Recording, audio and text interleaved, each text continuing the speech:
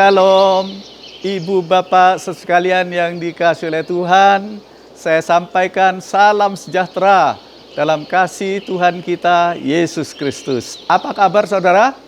Saya harapkan semua saudara dalam keadaan sehat, semua baik, keluarga-keluarga semua dalam keadaan bersuka cita dan tetap bersemangat. Saudara yang dikasihi oleh Tuhan, sebelum kita mendengar firman Tuhan, mari kita berdoa terlebih dahulu. Bapa kami yang di surga, Bapa yang maha baik, dalam nama Yesus, terima kasih atas pimpinan pemeliharaan Tuhan sampai saat ini. Kalau kami ada, sebagai kami ada, itu semata-mata anugerah Tuhan yang luar biasa. Sungguh tak berkesudahan kasih setiamu ya Bapa, tak habis-habisnya rahmat-Mu, selalu baru setiap pagi, besar kesetiaan-Mu. Bapak terima kasih Tuhan, Kau sungguh baik dalam kehidupan kami. Sebentar kami akan mendengar firman Tuhan, tolonglah kami semua tetap berkonsentrasi, terutama saudara-saudara kami yang di rumah, mereka masing-masing, mereka tetap bersuka cita, berkonsentrasi untuk mendengar firman Tuhan. Saya percaya setiap kita yang mendengar firman Tuhan, pasti kita diberkati oleh Tuhan, semakin sungguh-sungguh dalam Tuhan, dan kami semua boleh mengalami sukacita yang luar biasa. Terima kasih Bapa di surga, terpujilah Engkau kekal sampai selama-lamanya. Di dalam nama Yesus, mari yang siap untuk mendengar firman Tuhan, bersama-sama kita berkata, amin. Puji Tuhan. Saudara yang dikasihi oleh Tuhan, tidak sampai 2 bulan lagi kita akan memasuki tahun yang baru. Kita tidak tahu apa yang akan terjadi di depan kita. Yang pasti Alkitab mencatat bahwa ketahuilah bahwa pada hari-hari yang terakhir akan ada masa-masa yang sukar. Kita melihat saudara, dunia semakin tidak menentu. Resesi sudah ada di depan pintu. Namun jangan pernah takut saudara. Jangan gentar menghadapi segala tantangan kesulitan yang ada di depan kita. Sebab selalu ada pengharapan di dalam Tuhan kita Yesus Kristus. Orang yang berharap kepada Tuhan pasti tidak akan dikecewakan oleh Tuhan. Orang yang berharap kepada Tuhan tidak akan dipermalukan oleh Tuhan. Itu sebabnya saudara yang dikasihi oleh Tuhan, mari kita tetap berharap kepada Tuhan.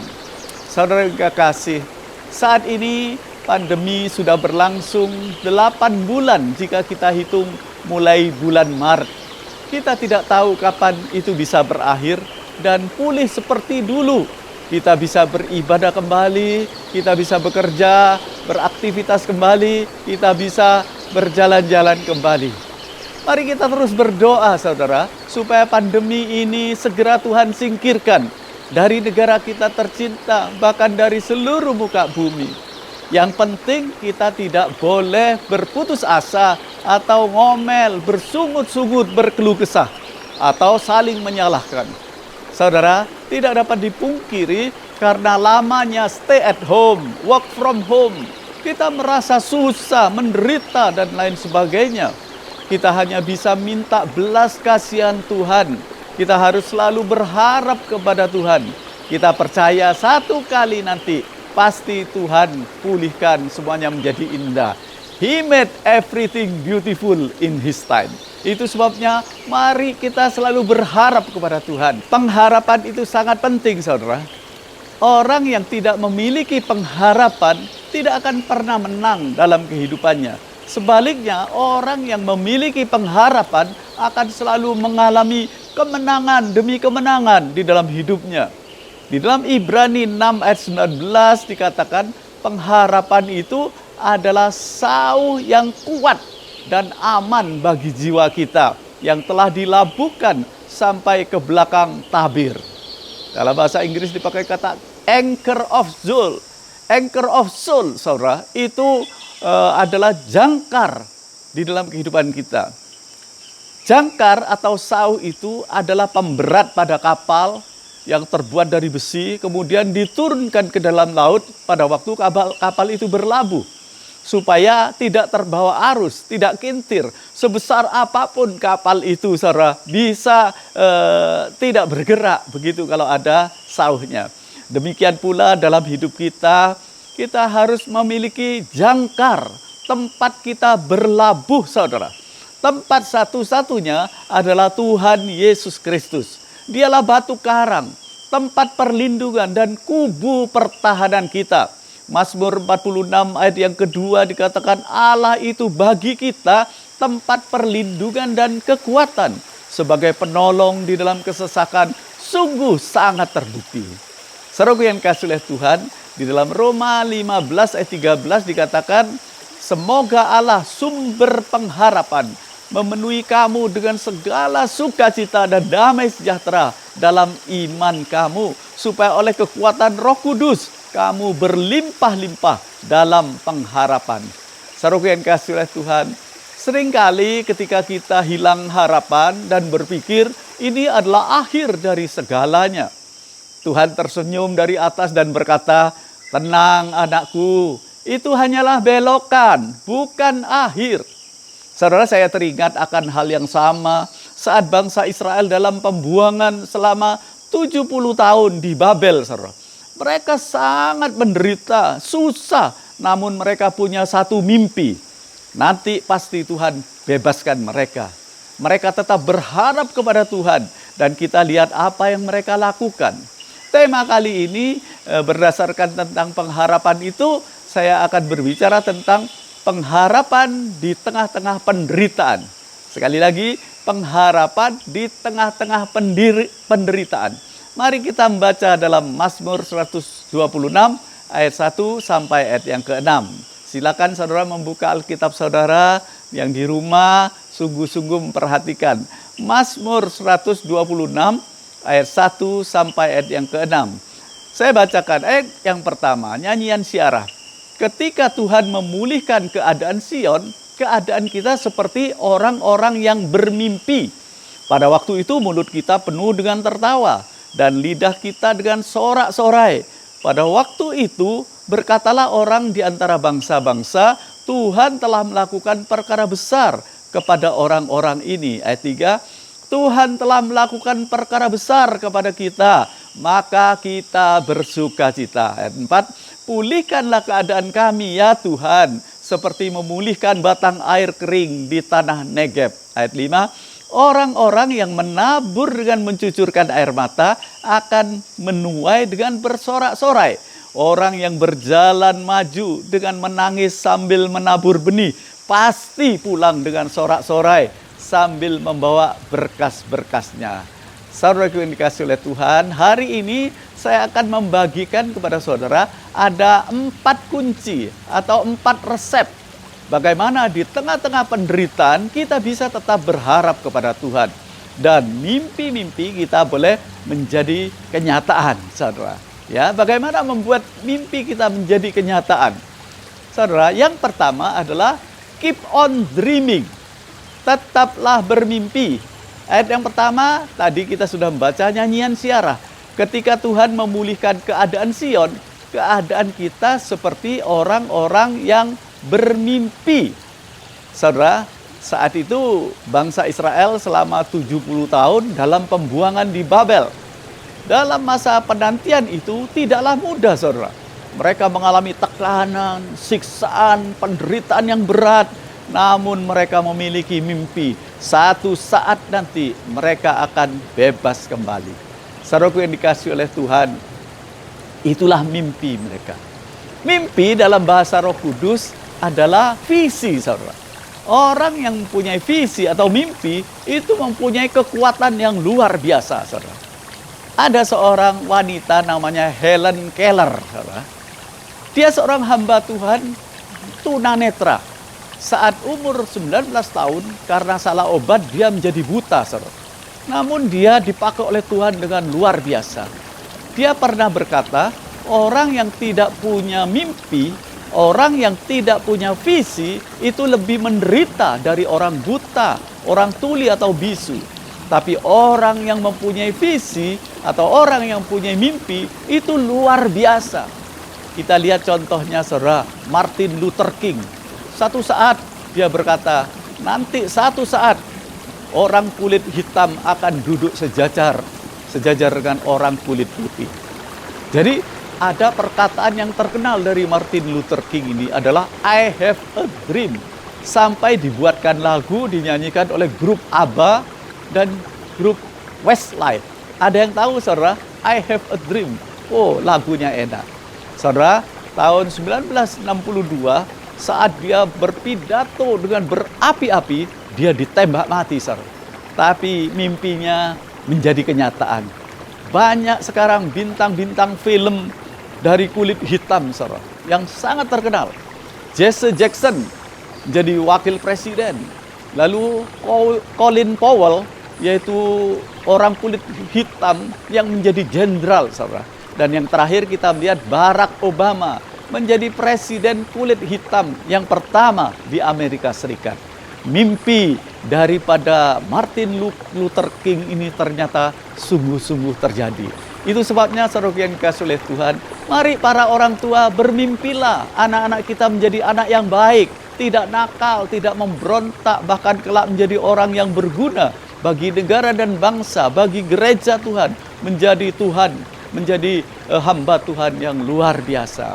Anak-anak juga bermimpilah para orang tua kita menjadi orang tua yang bijaksana, menjadi kepala rumah tangga yang bertanggung jawab.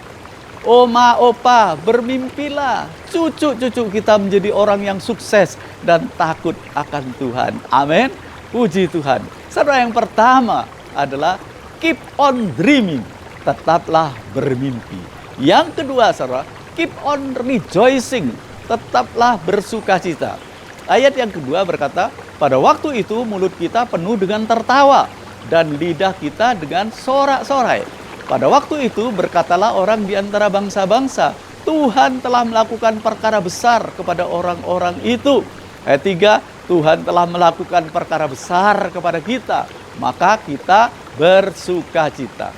Saudaraku yang dikasihi oleh Tuhan, di dalam penantian yang begitu menderita dan menyakitkan itu, bangsa Israel walaupun kenyataannya memang sengsara, hati mereka menjerit, menangis, namun mereka tetap penuh dengan sukacita. Sampai kita melihat di dalam Mazmur 137 ayat yang pertama dikatakan, di tepi sungai-sungai Babel, di sana kita duduk sambil menangis. Sampai dibuatkan lagu yang enak sekali, dinyanyikan oleh Bonnie M, saudara. By the rivers of Babylon. Pernah ada yang tahu, saudara? Lagunya enak. Inilah dari Mazmur 137 ayat yang pertama. Saudara, begitu juga jika saat ini kita dalam pergumulan dan tekanan yang begitu menghimpit, saudara, mari kita tetap bersukacita. Sebab sukacita itu tidak bisa dipengaruhi oleh keadaan dari luar, saudara. Jika kita memilih untuk bersukacita daripada bersungut-sungut, maka Tuhan akan memulihkan keadaan kita. Tuhan akan memulihkan keluarga kita, bahkan kesehatan kita. Amsal 17 ayat yang ke-22 berkata, hati yang gembira adalah obat yang manjur, tetapi semangat yang patah mengeringkan tulang. Saudara, mengapa kita harus bersukacita? Yang pertama, sukacita dari Tuhan itu merupakan kekuatan kita. Kata Nehemia 8 ayat 11. Nehemia 8 ayat 11. The joy of the Lord is our strength. Saudara, Rasul Paulus menulis dalam Roma 12 ayat yang ke-12. Dia menulis, rejoice in your hope. Bersukacitalah dalam pengharapan. Be patient in tribulation. Sabarlah dalam kesesakan, and be constant in your prayer. Dan tekunlah, tetaplah berdoa. Saudara yang dikasihi oleh Tuhan, itu sebabnya 1 Tesalonika 5 ayat 16 berkata, bersukacitalah senantiasa. Rasul Paulus menulis dalam Filipi 4 ayat yang keempat, rejoice in the Lord. Once again I say rejoice. Bersukacitalah di dalam Tuhan. Sekali lagi kukatakan, bersukacitalah. Sebab orang yang bersuka, hatinya yang bergembira, saudara, maka diberkati oleh Tuhan. Mazmur 37 ayat yang keempat berkata, bergembiralah karena Tuhan, maka Ia akan memberikan apa yang engkau inginkan. Luar biasa, saudara. Dan apalagi dalam Lukas 10 ayat 20, tercatat bersukacita karena nama kita tercatat di dalam kerajaan surga. Ini yang membuat kita bersukacita walaupun keadaan begitu sangat menekan, menghimpit kita. Itu sebabnya, saudara yang dikasihi oleh Tuhan, mari kita tetap bersukacita. Seperti bangsa Israel di dalam tekanan, di dalam himpitan kesengsaraan, mereka tetap memilih untuk bersukacita. Rejoice is a choice, ya. Pilihlah untuk bersukacita, saudara, karena kita tahu orang yang bersukacita itu nama kita ada terdaftar di sorga. Puji Tuhan. Yang pertama, saudara, keep on dreaming.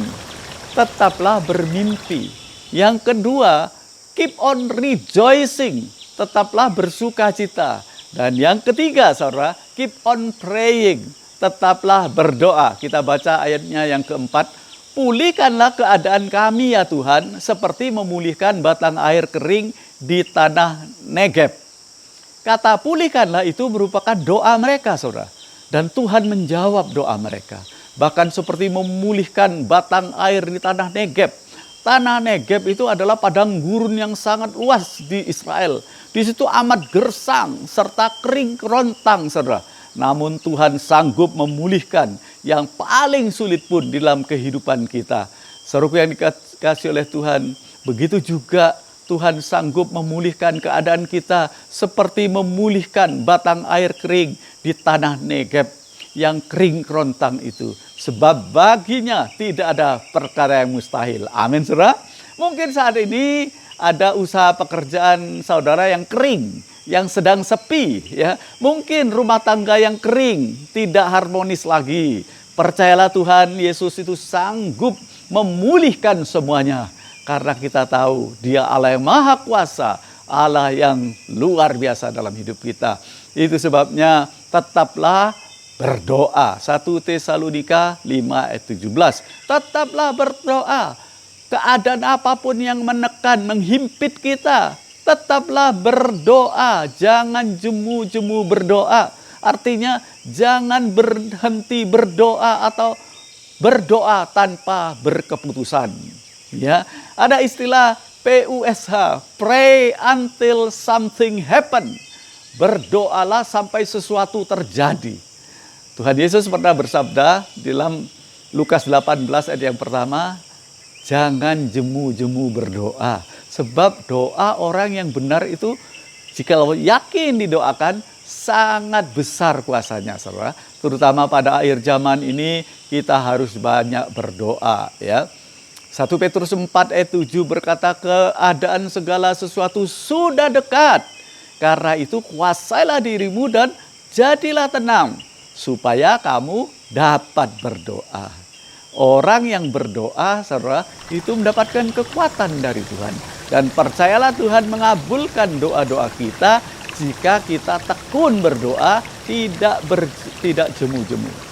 Saudara, ada quote yang luar biasa yang dikatakan oleh Andrew Murray. Dia berkata, di dalam doalah kita mengubah kekuatan natural kita dengan kekuatan supranatural dari Tuhan. Saya ulangi. Dia berkata, Andrew Murray itu, saudara, di dalam doalah kita mengubah kekuatan natural kita dengan kekuatan supranatural dari Tuhan. Oh, luar biasa, saudara. Jikalau kita berdoa, pasti sesuatu terjadi. Yang terakhir, yang keempat, saudara, keep on sowing. Tetaplah menabur. Ayat 5 tadi berkata, orang-orang yang menabur dengan mencucurkan air mata akan menuai dengan bersorak-sorai. Ayat yang ke-6, orang yang berjalan maju dengan menangis sambil menabur benih, pasti pulang dengan sorak-sorai sambil membawa berkas-berkasnya. Oh, haleluya. Saudaraku yang dikasihi oleh Tuhan, percayalah hukum tabur tuai itu tetap berlaku sampai saat ini, ya. Kejadian 8 ayat 22 dikatakan selama bumi masih ada, takkan berhenti, ya, musim menabur dan menuai. Dingin dan panas, kemarau dan hujan, siang dan malam. Itu sebabnya, saudaraku yang dikasihi oleh Tuhan, mari kita menabur kasih, taburlah perhatian, taburlah kebaikan, maka pasti Anda akan menuai pada waktunya. Saudara, kita melihat ketika Ishak di tengah kelaparan, di tengah krisis, dia diperintahkan oleh Tuhan untuk menabur. Orang banyak berpikir, Masa bisa dalam kelaparan, dalam krisis, ya, dalam keadaan tanah yang kering, bisa menabur, bisa berhasil. Tapi kita melihat di dalam Kejadian 26 ayat 12, firman Tuhan berkata, maka menaburlah Ishak di tanah itu. Dan dalam tahun itu juga ia mendapat hasil 100 kali lipat. Sebab ia diberkati Tuhan, saudara. Ayat 13 berkata, dan orang itu, yaitu Ishak, menjadi kaya. Bahkan kian lama, kian kaya. Sehingga dia menjadi sangat kaya. Saudara, firman Tuhan ini juga berlaku bagi saudara dan saya. Jikalau kita menabur dengan kasih, menabur kebaikan, saudara, pasti kita akan mendapatkan kembali dari Tuhan. Ada quote yang luar biasa, dikatakan, jalan untuk diberi adalah memberi, saudara. Jalan untuk menuai adalah menabur. Jalan untuk diberkati adalah memberkati. Oh, luar biasa. Sebagai ayat yang terakhir, mari kita membaca dalam Roma pasal yang kelima. Roma pasal yang kelima, ayat 2b sampai ayat yang kelima. Dikatakan oleh firman Tuhan, di dalam kasih karunia ini kita berdiri dan kita bermegah dalam pengharapan akan menerima kemuliaan Allah. Dan bukan hanya itu saja, kita malah bermegah juga dalam kesengsaraan kita. Karena kita tahu bahwa kesengsaraan itu menimbulkan ketekunan. Dan ketekunan menimbulkan tahan uji. Dan tahan uji menimbulkan pengharapan. Dan pengharapan tidak mengecewakan. Saudaraku yang dikasihi oleh Tuhan, saya sudah sampai kepada kesimpulan, ya. Tema kita adalah pengharapan di tengah-tengah penderitaan yang kita pelajari dari Mazmur 126 ayat 1 sampai ayat yang ke-6. Pada saat kita menghadapi persoalan yang menekan atau melelahkan, mari kita melakukan 4 kunci atau 4 resep yang saya sudah bagikan. Percayalah saudara, orang yang berharap kepada Tuhan tidak akan pernah dikecewakan oleh Tuhan. Mari saudara kita ulangi, masukkan dalam roh saudara. Sehingga ketika saudara mengalami tekanan, himpitan hidup, ketika saudara susah, merasa menderita saudara, ingatlah firman Tuhan yang mengajarkan kepada kita. Bagaimana kita bisa memiliki pengharapan di tengah-tengah penderitaan kita. Yang pertama adalah keep on dreaming, tetaplah bermimpi saudara. Yang kedua, keep on rejoicing, tetaplah bersukacita. Yang ketiga, keep on praying, tetaplah berdoa. Dan yang keempat, keep on sowing, tetaplah menabur. Saya yakin dan percaya jikalau saudara melakukan keempat kunci sederhana ini, saudara akan mengalami pemulihan dari Tuhan.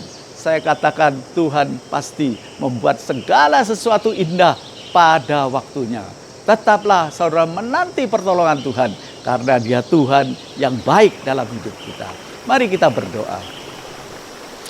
Bapa kami yang di surga, Bapa yang maha baik, di tengah-tengah pandemi yang menyusahkan, banyak orang yang berkeluh kesah, merasa menderita, tidak bisa keluar bebas seperti biasanya. Tuhan memberikan kepada kami firman yang meneguhkan setiap kami, bahwa Tuhan tidak pernah meninggalkan kami. Tuhan tetap memperhatikan kami, bahkan memberikan semangat kepada kami. Tolonglah ya Bapa, supaya di tengah-tengah kesulitan yang begitu berat ini, kami bisa tetap bermimpi satu saat nanti pasti Tuhan pulihkan semuanya. Dan kita tetap bersuka cita karena Tuhan baik dalam hidup kita. Mari kita senantiasa berdoa, karena doa orang yang benar apabila dengan yakin didoakan sangat besar kuasanya. Dan yang terakhir, kita harus tetap menabur kasih, menabur perhatian, menabur kebaikan bagi orang yang lain. Terima kasih Bapak yang di surga, kami bersyukur karena kami mendapat firman Tuhan yang meneguhkan setiap kami, supaya kami tetap berharap kepada Tuhan. Dan pengharapan kami di tengah kesulitan penderitaan ini tidak akan seterusnya, karena ini cuma sementara saja. Bapak kami berdoa buat negara dan bangsa kami, kiranya Tuhan izinkan singkirkan virus corona ini dari negara kami tercinta, bahkan dari seluruh muka bumi. Tuhan, kami tetap percaya Engkau Allah yang maha baik, Engkau Allah yang maha tahu, Engkau Allah yang maha kuasa, Engkau Allah yang mengendalikan dunia ini. Kalau ini masih terjadi, kami tetap percaya Engkaulah bukan Tuhan yang punya rancangan kecelakaan dalam hidup kami, tapi rancangan Tuhan selalu rancangan yang penuh dengan damai sejahtera untuk memberikan kepada kami masa depan yang penuh dengan pengharapan. Terima kasih Bapa di surga. Kami terus berdoa Tuhan supaya pandemi ini selesai dan kami bisa beribadah kembali, kami bisa beraktivitas kembali, kami bisa bekerja kembali, bisa berjalan-jalan kembali. Tapi biarlah kehendak Tuhan saja yang Kalau ini masih terjadi, kami tetap percaya Tuhan punya maksud yang luar biasa supaya orang yang mengandalkan kekuatan, mengandalkan harta kekayaan, mengandalkan pangkat kedudukan mereka, saat ini mereka tidak berkutik, tidak bisa berbuat apa-apa. Dengan virus yang kecil saja mereka tidak bisa berbuat apa-apa. Biarlah dengan ini lebih banyak lagi orang yang bertobat, berbalik, percaya kepada Tuhan Yesus dan mengandalkan Tuhan dan mereka diselamatkan. Bapak, kami terus berdoa buat para dokter, juru rawat, tim medis yang sedang menangani pasien terpapar virus. Beri kekuatan kesehatan senantiasa, beri damai sejahtera. Juga keluarga mereka, diberi kesabaran dan ketabahan. Kami terus berdoa buat Bapak Presiden Joko Widodo beserta seluruh jajarannya. Tuhan memberi hikmat yang lebih lagi Tuhan, memimpin bangsa ini semakin maju lagi. Kami tetap percaya Engkau Allah yang Maha Kuasa, yang memelihara, melindungi Bapak Presiden Jokowi beserta seluruh keluarganya. Terima kasih Bapak, kami berdoa buat saudara-saudara kami yang sedang beribadah mendengar firman Tuhan walaupun secara online. Hamba berdoa Tuhan tolong mereka semua, apapun yang menjadi kerinduan mereka, mimpi mereka menjadi kenyataan karena Tuhan mengasihi kami semua. Sembuhkan yang sakit ya Tuhan, yang lelah, yang lemah Tuhan kuatkan, yang susah Tuhan hiburkan, yang kekurangan Tuhan memberkati, yang menghadapi problem masalah Tuhan tolong di dalam nama Yesus Kristus. Kami yakin dan percaya Tuhan Engkau baik. Itu sebabnya kami bersyukur hari ini kami sudah mendengar firman Tuhan. Biarlah kami tetap kuat di dalam Engkau. Kami tidak bisa digeser oleh apapun. Iman kami tetap teguh kepada Tuhan Yesus Kristus. Seminggu ke depan ini hamba berdoa, kemanapun anak-anakmu pergi, dimanapun mereka berada, Tuhan kirim malaikat surga membentengi, menjaga, melindungi mereka, menjauhkan daripada segala mara, bahaya, sakit, penyakit, dan lain-lain gangguan. Tuhan buatlah berhasil apapun yang mereka kerjakan. Biar nama Tuhan Yesus saja yang dipuji, dipermuliakan. Terima kasih Bapak di surga, kami bersyukur karena Tuhan baik. Terpujilah Engkau kekal sampai selama-lamanya.